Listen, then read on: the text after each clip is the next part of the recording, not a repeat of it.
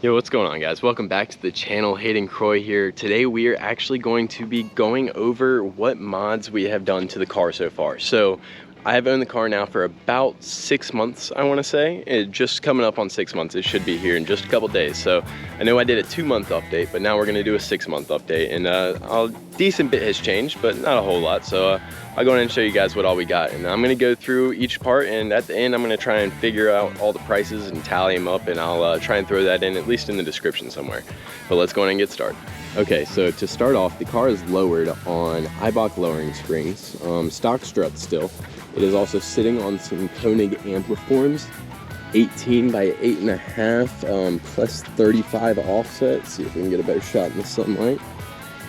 And then starting from the back, we will just work our way from back here. I've got a little list on my phone that I'll be trying to follow. So we've got our carbon fiber spoiler. Got this from ECS Tuning. I'm not exactly sure of the name, but I'll try and find the link of it and leave it in the description. We also have some Spec D taillights for the car. So these are the Amazon brand taillights. I got them in the gloss black housing with the smoke lens. They're also wrapped around with some carbon fiber trim that I ended up getting from a company out of New Jersey. And then we have an eBay diffuser, about, $75 I think is what I paid for it. Works great, does the job. Also, while we're looking at it, so we have 4-inch exhaust tips. It is coming from a Megan Racing catless downpipe up front, all the way to a Vibrant ultra quiet resonator, and then some Amazon rear mufflers. They're similar to about like a Flowmaster 60 series. So that is for the back of the car. Obviously, we've got the windows tinted.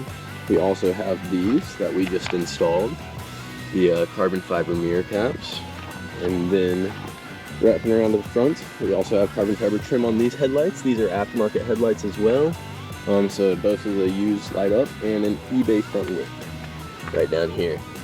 I don't know if you guys can see right there, I caught a rock there. So busted that out. I'm not sure where to find another one yet. So if anyone knows that, maybe leave that in the description for me.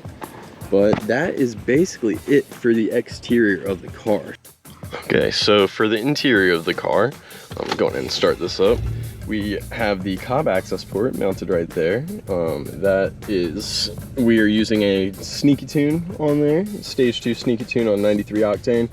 We also just have these little Amazon aluminum shifter paddles, as well as just this is some random piece that I found that is just like a faux leather style center console. It's just a lot softer, feels a lot better on the hands. So that was only like $15, I remember. I just got that not too long ago. So that is basically it though for the interior. We have not done a whole lot. Also up front inside the engine bay, we just have a modified airbox. There is the Megan Racing catless downpipe. It is one piece. It is held up great. I've actually had it installed on the car since about 8 hours after I bought it. Other than that, we just have a drop-in air filter inside there, and remove the snow guard, drilled out up front inside there, and that's it for under the hood right now. We also just have like some random aesthetic things, so that's kind of iridescent style or whatever it is, the metallic flake, as well as on the rear. The rear of the car also has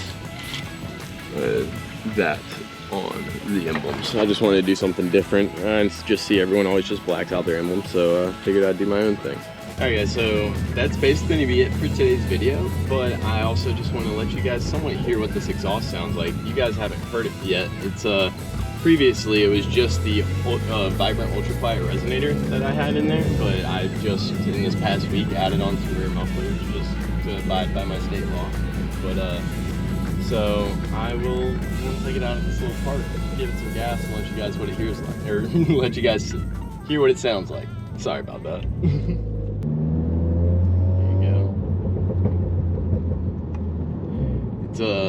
The exhaust is a much deeper tone now than it was with just the straight pipe. It was very raspy and I don't know, almost sounded somewhat like a diesel, not gonna lie. But it definitely sounds, in my opinion, much better. The drone is still somewhat there, above like 75 miles an hour, but generally not doing that fast, so it's not too bad.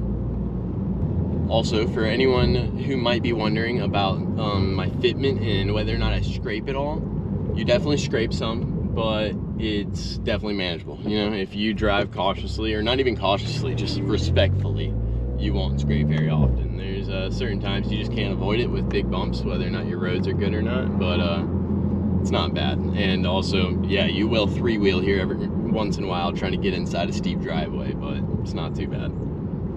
All right, let me give it some gas here whenever we pull out, and I'll let you guys hear what it sounds like.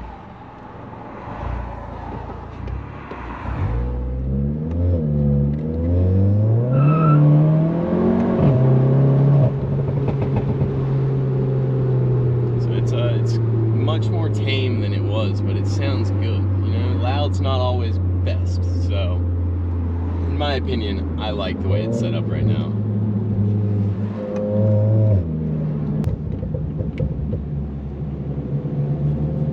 Here we go, get another little pull in right here. From 30.